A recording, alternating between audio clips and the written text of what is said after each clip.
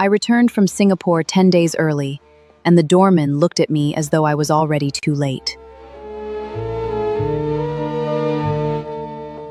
Mr. O, is everything all right? You're back early, Mrs. Kang.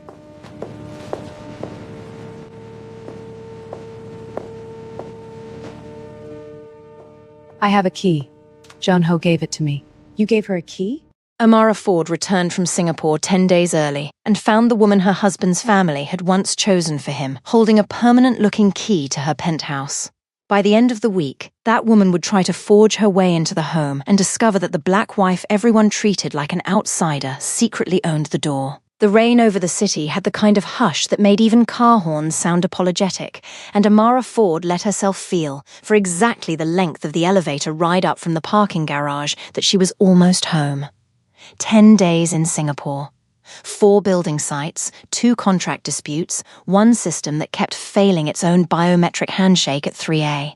Local time, no matter how many times she rewrote the protocol. She had missed the smell of Solstice Tower's lobby cedar and cold marble more than she'd admit to anyone who wasn't her. She thought, in the elevator up from the garage, about the first year of this marriage, how Jun-ho used to meet her flights himself instead of sending a driver, standing at arrivals in a charcoal suit with a coffee he already knew she would want more than flowers. That version of him had told her things before she had to ask. Somewhere between becoming the youngest man ever trusted to chair the Kang Family Council and inheriting its legitimate hotels, shipping companies, private security contracts, and quieter networks no annual report ever named, he had changed. He had learned to manage every room before it could surprise him, his father, his uncles, rival families, officials who became careful when the Kang name was spoken. Lately, he had begun managing Amara the same way. She had not married the feared head of the Kang organization because she believed he was harmless. She had married him because, with her, he had once been honest. She rolled her suitcase past the fountain, past the 2 junior concierges who greeted her with the easy familiarity of people who'd watched her argue with contractors in 4 languages, and toward the man who had run this lobby for as long as she'd lived above it. Mr. O, she smiled. Tell me nothing broke while I was gone. Mr. O did not smile back. It was such a small thing, at first. The pause before he answered. The way his eyes went, just briefly, to the tablet on his podium instead of to her face. 20 years he had greeted residents of this building, and in the 3 years Amara had lived in it, she had never once seen Mr. O look for permission before he spoke to her. Mrs. Kang. He used her married name, which he almost never did. He'd called her Amara since the wedding, at her own insistence. You're back early. Red Eye landed at 5. She held up her badge out of habit, though the door had already unlocked itself the moment her face crossed the scanner, her own system, doing exactly what she'd built it to do. Everything all right? He didn't answer right away. And that, more than anything, was the thing that stayed with her in the elevator, not an accusation, not a confession, just a good man's face trying to decide how much silence was still kindness. Enjoy your evening, Mrs. Kang, he said finally, and looked back down at his tablet. The elevator doors closed on her reflection before she could read anything else in his face. She told herself, the way she told junior engineers when a sensor threw an error that didn't match any known fault, don't diagnose before you have data. But 3 years of marriage had taught her that Mr. O's silencers were the most reliable alarm system in the building, and this one had just gone off. The private lift opened onto the residence floor, where the air smelled like her husband's cologne and beneath it, something floral and expensive that was not hers. 2 of Jun-ho's security men stood near the far wall, dark suits, immaculate, eyes lowered in the careful way men lowered their eyes when they had already seen too much. Neither warned her. The door recognized Amara. Of course it did. She had built it too. It clicked open beneath her palm, and the first thing she saw was a woman's coat over the chair that had belonged to her grandmother. The second was Jun-ho, standing in the living room in his shirt sleeves, his expression briefly stripped of the control that made port bosses and council elders wait for him to speak first. You're early, he said, as if that were the breach. Behind him, Yoo De-yoon held a glass of wine in Amara's kitchen. She was the daughter Chairman Kang had once selected for Jun-ho, before he had rejected the arrangement and married Amara instead. De-yoon looked less like a visitor than a woman rehearsing a life she believed had been delayed. I have a key, she said, lifting a brushed titanium card engraved with the solstice crest. Junho gave it to me. Amara did not raise her voice. She had spent enough time around powerful men to know that volume was often what people used when authority had failed them. You gave her a key. For one dinner, Junho said. 3 overseas partners were here to discuss the U shipping alliance. My father wanted the Penthouse presented as a family residence. Dayoon was asked to host because you were in Singapore. Asked by whom? His silence answered before he did. My father. And you agreed to let the woman your family once chose for you play hostess in my home. It was optics, nothing more. Optics are what powerful people call a lie when they want everyone else to cooperate with it. Dayoon set down her wine glass with a deliberate click. The delegates needed to see that the 2 families could operate as one household. Amara looked at her. Then your father should have offered them his household. Dayoon's composure tightened. I should go, she said. Junho, call me when you've settled this. She let herself out through the door Amara had designed, using the key Amara's husband had placed in her hand. Neither Amara nor Junho moved until the private elevator swallowed the sound of her heels. What followed was not a fight. Amara almost wished it had been. Instead, Junho spent 20 minutes explaining the port alliance, the council pressure, and the 3 foreign partners whose cooperation could stabilize half the Kang network. He promised the credential would expire by morning. He did not once ask what it had cost her to see another woman wearing the role of wife in the home Amara had built around their marriage. Amara had designed Solstice Tower's entire security architecture 2 years before she met Kang Junho. She had won the contract against firms twice her size and spent months mapping every service entrance, lift, override, credential tier, and emergency failsafe. Solstice was one of the few Kang properties where a family name could not substitute for verified consent. She met Junho during the final walkthrough. The owner's son had arrived without an entourage, though the building manager went pale when he recognized him. Junho asked sharper questions about her protections than anyone else had asked in 6 months. He wanted to know whether a council elder, a police chief, or even the building owner could pressure staff into bypassing the system. Not without leaving evidence, Amara had told him. He had smiled then. Good. Charm is only useful when systems are weak. She had mistaken that answer for a promise about the man himself. By Monday, the story had travelled through Solstice Tower without anyone admitting to carrying it. The concierge staff became excessively formal. A neighbour asked whether everything was settled upstairs. At Amara's firm, Marcus lingered after the Tuesday briefing. Someone saw Yu Dayoon leaving your residence floor, he said. They said she looked very comfortable. I thought you should hear it before a client decides to be helpful. I would rather have heard it from my husband, Amara said, but thank you. The rumour did not tell her anything new. It told her something worse. Other people already understood the symbolism Junho kept pretending did not exist.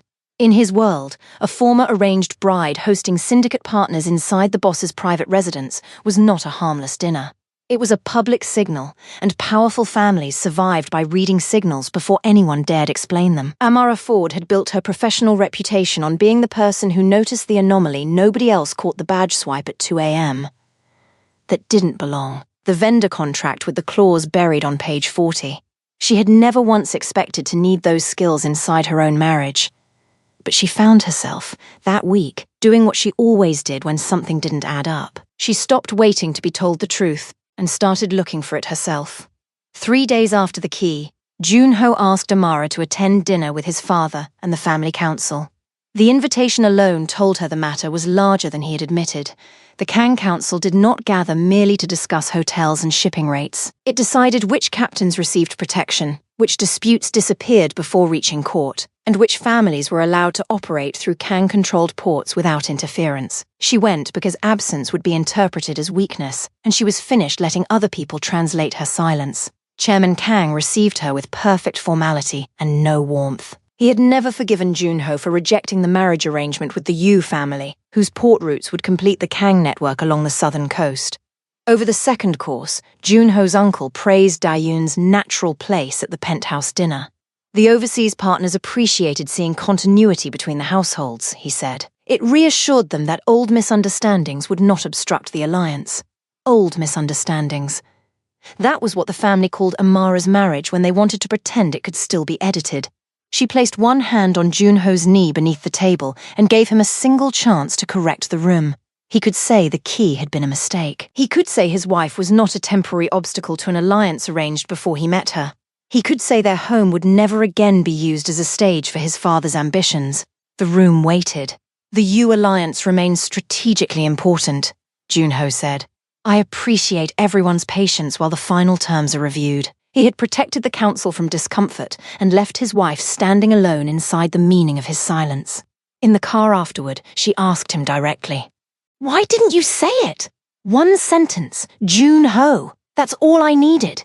You don't understand what my father would have made of it. I understand exactly what he made of your silence. I am handling this. You are hiding from it," she said, and calling it handling. He didn't answer that either, and something in Amara, not anger, something colder and more useful than anger settled into place.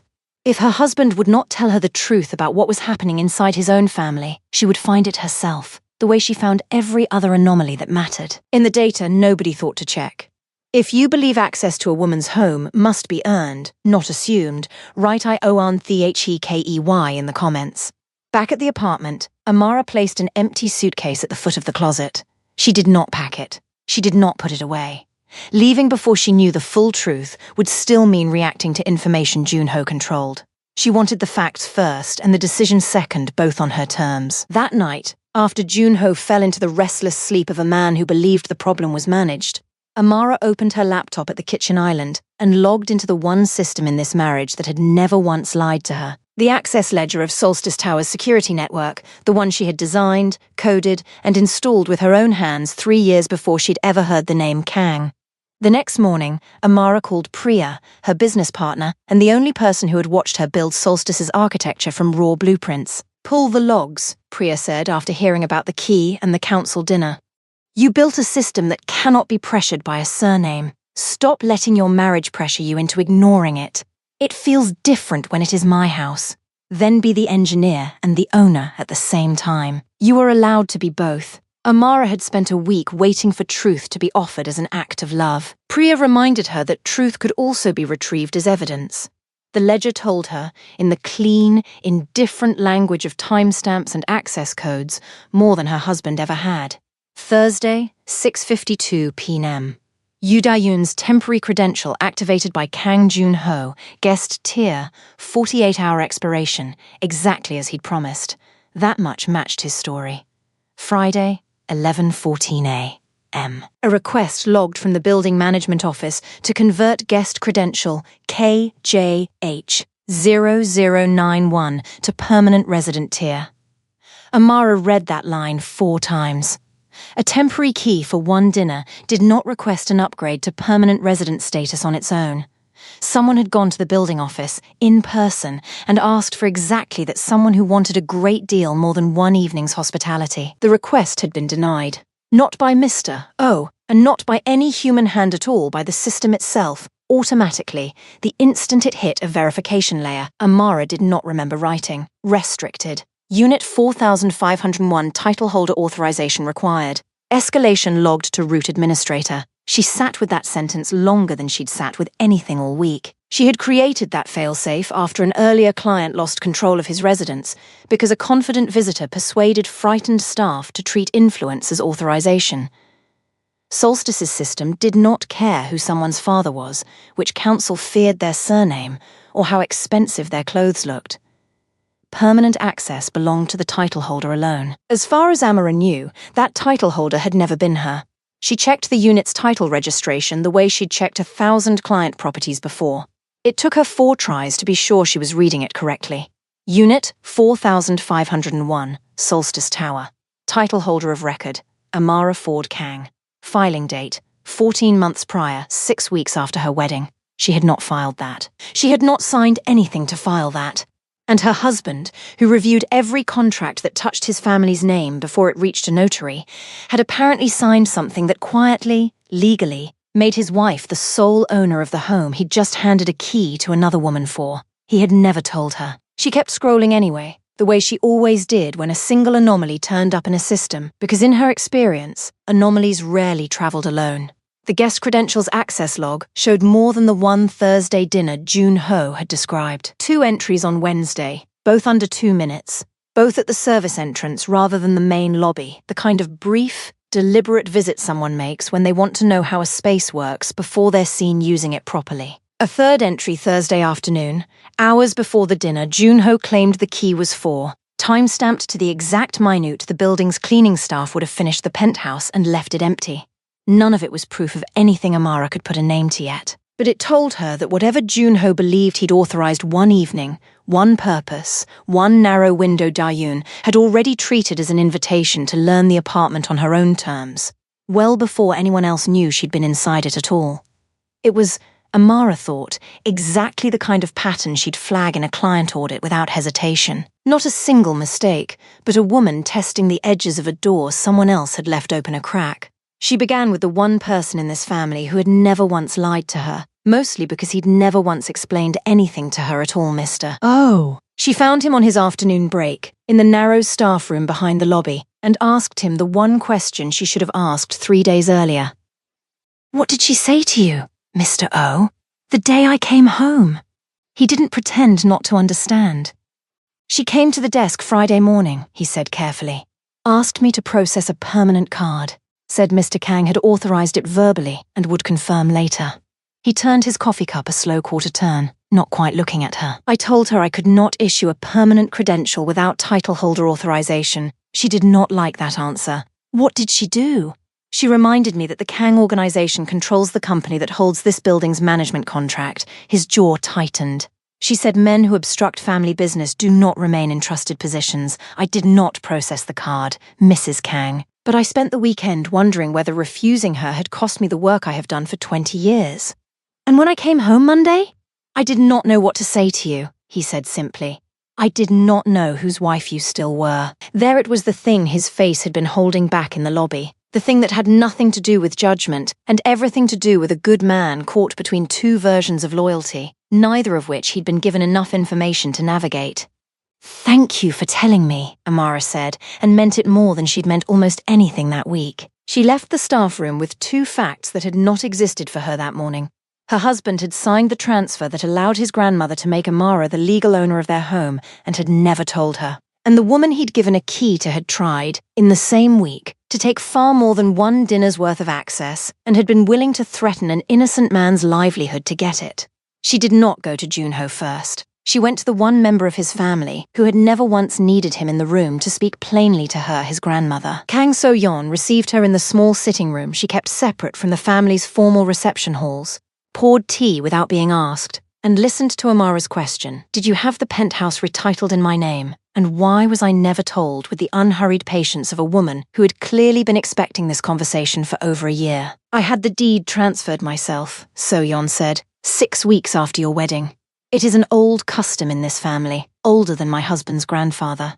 When a woman marries into the Kang name, something permanent is placed in her hands alone, something that cannot be undone by a husband's temper, a father's disapproval, or a mistress's ambition. My own mother-in-law did the same for me, in her own way, in a country that gave women far less protection than a deed. Why wasn't I told?" So-yeon's eyes were kind, but they did not soften the answer. "Because my grandson asked me not to tell you. He signed the transfer understanding exactly what it meant, that if the marriage failed through any fault of his, you would keep this home regardless of what his father wished. And then he asked me never to mention it, because he did not want you to know that the people who love him best do not entirely trust him to keep his own promises."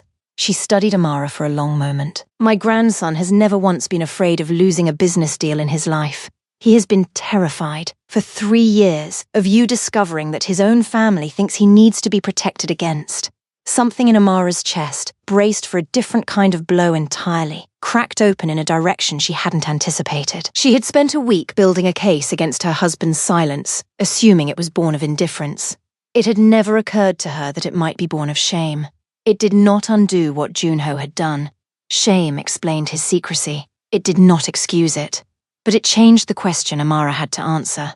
She was no longer deciding whether she had married a man incapable of respecting her. She was deciding whether a man powerful enough to frighten entire rooms could learn to stop hiding from the one person whose judgment mattered to him most. She thanked So-yeon for the tea and for the truth, and went home to wait for her husband with a folder of printouts he did not yet know existed. While Amara gathered evidence, Yu Da-yoon watched her father's shipping company lose another insurance line and 2 more port contracts. The Yu family had roots the Kangs wanted, but without Kang protection and financing, those roots were becoming liabilities. The alliance was no longer expansion. It was survival. Chairman Yu did not ask whether his daughter still wanted the marriage arrangement that had been discussed years earlier. He had never treated her preference as relevant. "You hosted Kang partners in Junho's residence," he said over dinner. "The photographs are already circulating, yet the tower still lists you as a temporary guest. Because he is married, father. Marriages end. Public expectations begin before paperwork does. Your task was to make the alliance appear inevitable. A permanent household credential would tell every uncertain captain and lender that the Yu family is already inside the Kang circle. Amara owns the system. Then prove you are more useful than the woman who built it." Da-yoon stared at him. "And if I refuse?" Chairman Yu continued eating. "Then I will tell the board that my daughter cannot complete the only duty for which she has been prepared since childhood, and I will find another instrument. Instrument, not daughter." Da-yoon left with the knowledge that her father would sacrifice her whether she succeeded or failed. Success would merely let her choose the room in which it happened. She had spent her life learning that value meant becoming permanent on a contract, in a photograph, behind a locked door. She decided she would not remain temporary. She was waiting at the kitchen island when Junho came home, the same island where she'd first opened the ledger that told her more truth in one evening than her marriage had in 1 week. She did not raise her voice. She had decided, driving home from Seoyeon's, that this conversation deserved better than the one they'd had in the car after his family's dinner. "I know about the deed," she said, before he'd even set down his keys. He went very still. She watched him decide, in real time, whether to lie, and watched him decide against it, the first honest reflex she'd seen from him all week. "My grandmother told you." "My grandmother told me," Amara said, letting the correction sit between them. "You have been married to me for 3 years, Junho. She has known you for 37. At some point, I would like you to introduce me to the parts of your family that trust me enough to tell me the truth.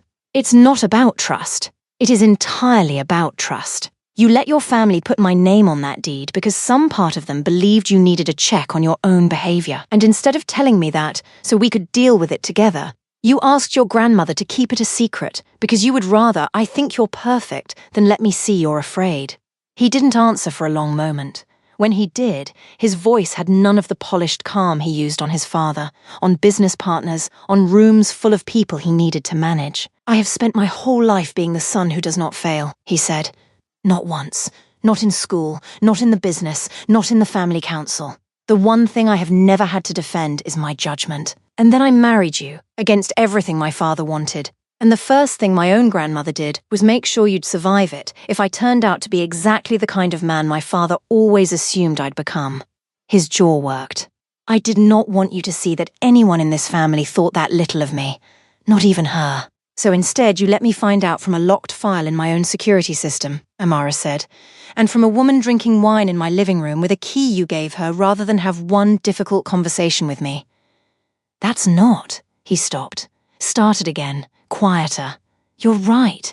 There is no version of this where giving her that key was the right decision. I told myself it was 36 hours, a business necessity. Nothing that would matter once the merger closed. I did not let myself think about what it would look like from where you were standing, because if I thought about that, I would have had to admit I was choosing my father's comfort over yours, and I did not want to be a man who does that." "You are a man who did that," Amara said, not unkindly, but without give either. "The question now is whether you're willing to be a different one." He looked at her for a long moment, really looked, the way he used to before board meetings and family obligations had trained him to keep his face composed at all times, and said the only thing that had any chance of mattering, "Tell me what that costs me. I'll pay it." She did not answer him right away. Some debts, she'd learned in her own line of work, could not be settled in a single transaction. But for the first time since the wine glass and the key, she believed he understood what the debt was.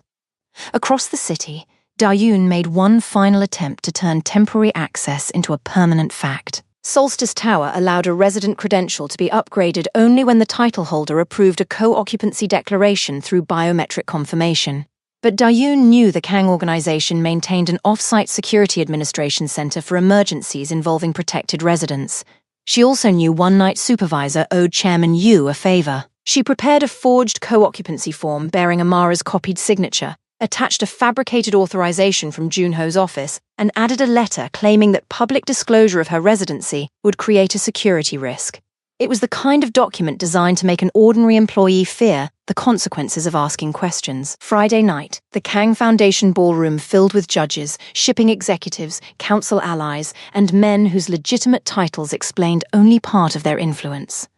Amara wore a deep burgundy gown and refused to let anyone studying her marriage see uncertainty on her face. Junho stood beneath the foundation crest, delivering a speech about loyalty when her phone vibrated with the emergency pattern she had assigned to one category of breach: permanent resident escalation. Unit 4501. Biometric consent mismatch. Root administrator review required. Amara read the alert twice. An image of the submitted declaration appeared beneath it. Her name had been signed by someone who shaped the A too carefully. The system had told her immediately what her husband had taken a week to admit. Someone was trying to convert performance into possession. She left the ballroom without interrupting Junho's speech. In the car, she changed into the flats she kept beneath the passenger seat and followed the live audit trail toward the Kang Security Administration Center. The building was technically owned by a private risk management company. Everyone in the city knew whose orders it obeyed. The guards recognized Amara, but still scanned her credentials. That small act of procedure steadied her. At least one part of the Kang Empire still understood that recognition was not consent. Dae-yoon was inside the control room, standing over a frightened night supervisor who had reached the final approval screen but could not force the system past Amara's biometric lock. "Authorize it manually," Dae-yoon said. "Chairman Yu will confirm everything in the morning." "He cannot confirm access to my home," Amara said from the doorway. Dae-yoon turned. For 1 second, the woman who had carried Amara's key like a victory looked exactly as trapped as the supervisor beside her. "This is a protected family matter," Dae-yoon said. "It became my matter when you forged my signature." Amara placed her tablet on the console and opened the original deed, the title holder credential, and the audit trail documenting both escalation attempts. "Cancel the request. Preserve every camera recording and lock the submitted documents against deletion," she told the supervisor. The man looked at Dae-yoon, then at the Kang seal on the false authorization. "Do it," Amara said. "I am the title holder and the root administrator. No family name outranks those two facts inside this system." The supervisor cancelled the request. Dae-yoon's face hardened. "You think owning one apartment makes you stronger than the families behind it?" "No," Amara said. "Building the system that just refused all of you does."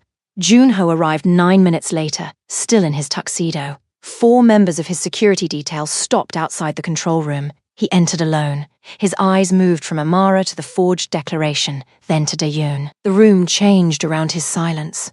The night supervisor straightened. Dae-yoon's confidence thinned.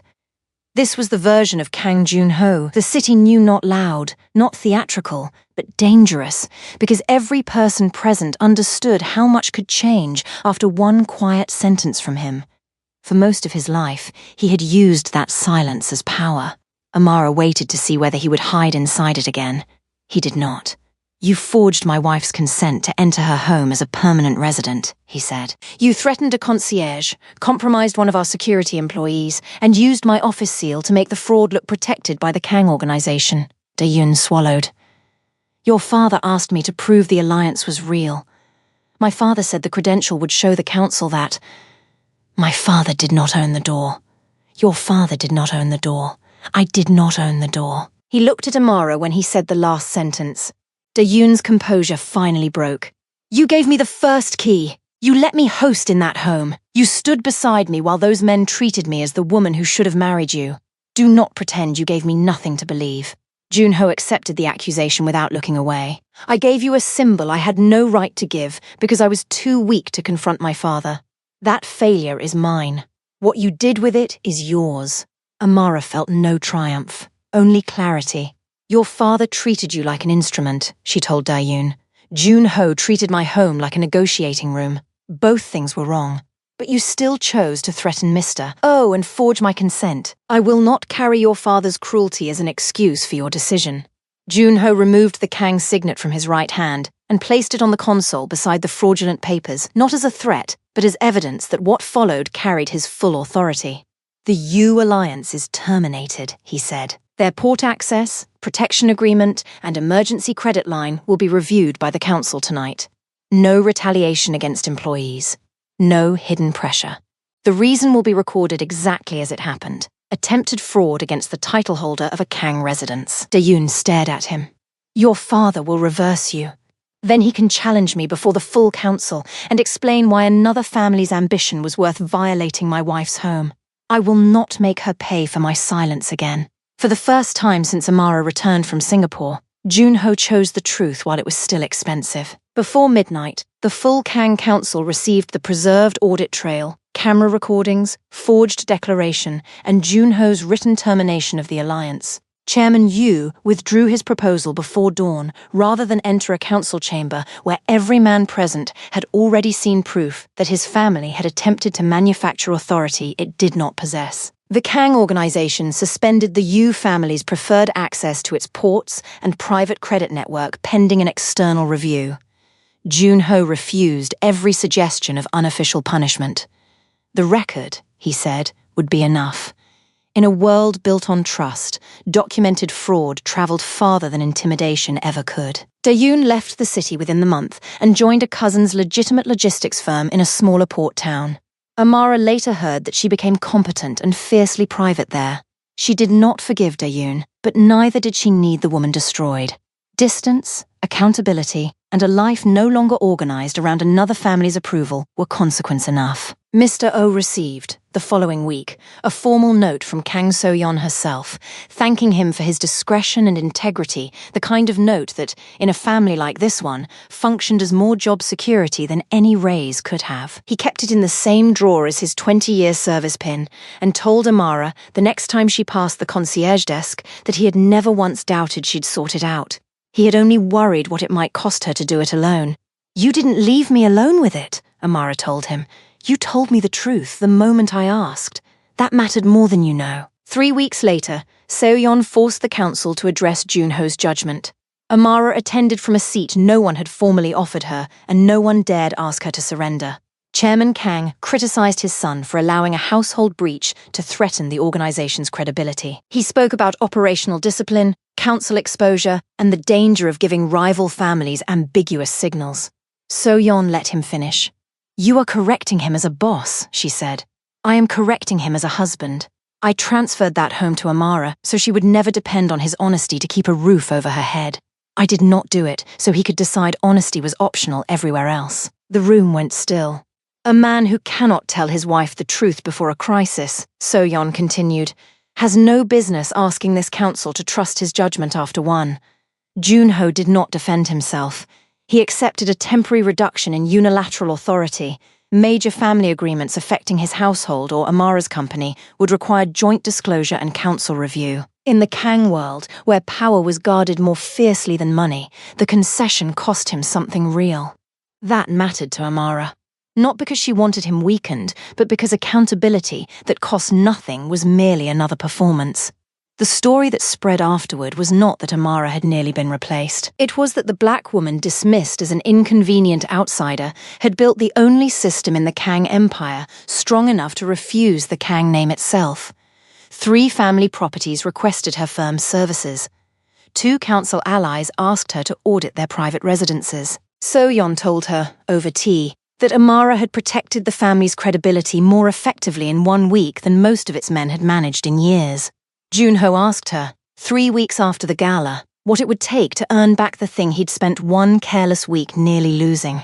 Amara had thought about her answer longer than she'd thought about almost any decision in her adult life. "Not silence," she told him. "Never again silence. I don't need you to be perfect, Junho. I need you to be honest before it becomes a crisis, not after. I need to be someone you tell things to, not someone you protect from things by keeping her in the dark. And if I can do that, then we rebuild," she said, slowly. "On terms I set this time, not terms your family assumes for both of us." Junho agreed to full disclosure, on Amara's terms, for every council decision, account, and family arrangement that touched their shared life. He also signed a marital property agreement confirming that her company, patents, and the Penthouse remained beyond the reach of the Kang organization, regardless of what happened between them.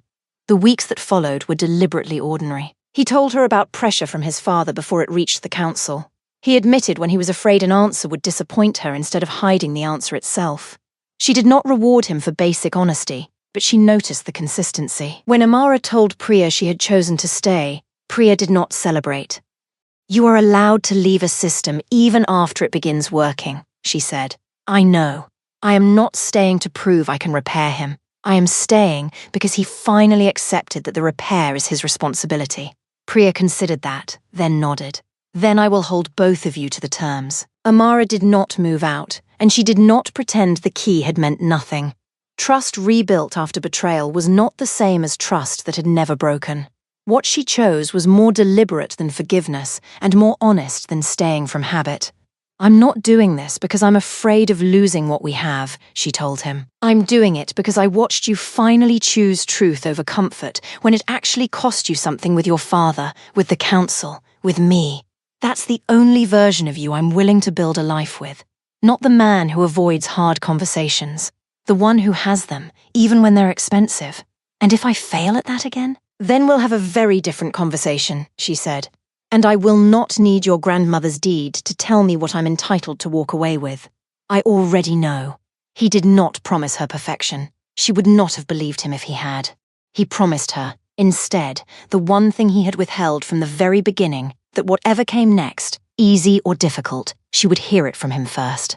6 months later, Amara stood at the concierge desk with Mr. O, reviewing a new access protocol for Solstice Towers residents, one that required, for any permanent household credential, both registered occupants' biometric confirmation, no exceptions, no verbal authorizations, no family names substituting for consent. It was a policy she'd written into every contract her firm signed from that point forward, and one Junho had insisted, without her asking, that the Kang Group adopt across every property it owned.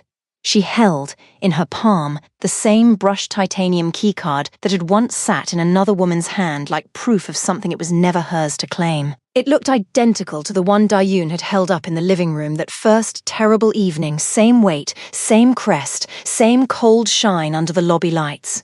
But Amara had reprogrammed it herself, the week after the gala, so that it now carried 2 names in its encoded ledger instead of 1. Hers, listed first, as the system's root administrator and title holder of record, and beneath it, Junho's, as a resident whose access existed because she had chosen, deliberately and on her own terms, to grant it.